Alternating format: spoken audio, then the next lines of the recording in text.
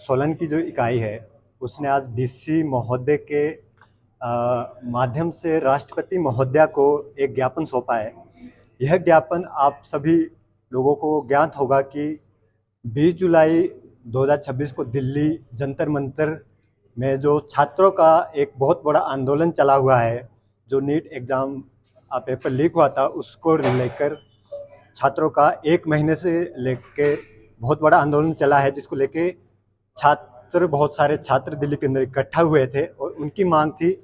कि जिन लोगों ने यह पेपर लीक किया है उनके ऊपर उचित कानूनी कार्यवाही की जाए। इसके अलावा जो उच्च पदों पे बैठे हुए हैं और जिनकी ये जिम्मेदारी थी कि वो इस पेपर को ईमानदारी से और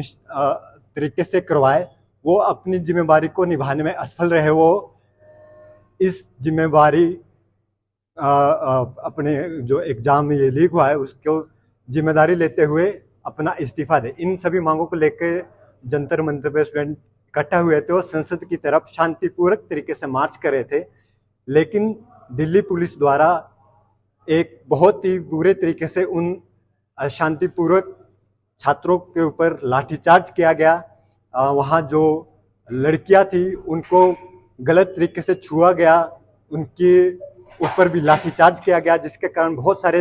छात्रों को वहाँ चोटें आई है। और एक तरह से हम देख सकते हैं कि पूरे के पूरे जो हमारे फंडामेंटल राइट्स है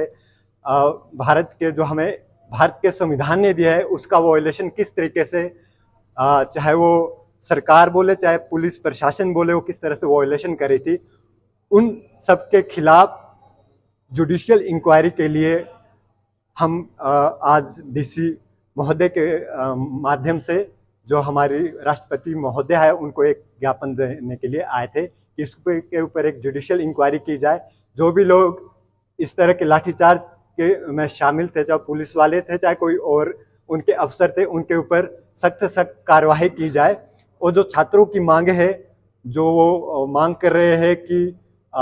जो हमारे एजुकेशन मिनिस्टर है वो इस्तीफा दे, उस मांगों को भी सुना जाए पार्लियामेंट के ऊपर, ताकि भविष्य के अंदर इस तरह के कोई पेपर लीक ना हो, इसके ऊपर सख्त से सख्त कानून बनाया जाए। इन सभी मांगों लेकर आज हम डीसी महोदय से मिले थे। आप ज्ञापन तो देना चाह रहे, जैसे आपने भी कहा कि जो हमारे फंडामेंटल राइट्स है वो अधिकार छीनेंगे, लेकिन जो इसका गार्डियन माना जाता है इंडियन कॉन्स्टिट्यूशन का, उसके सर्वोच्च पद पर बैठे सीजीआई कहते हैं कि इन सब वीडियो देख के हमारा टाइम वेस्ट होगा,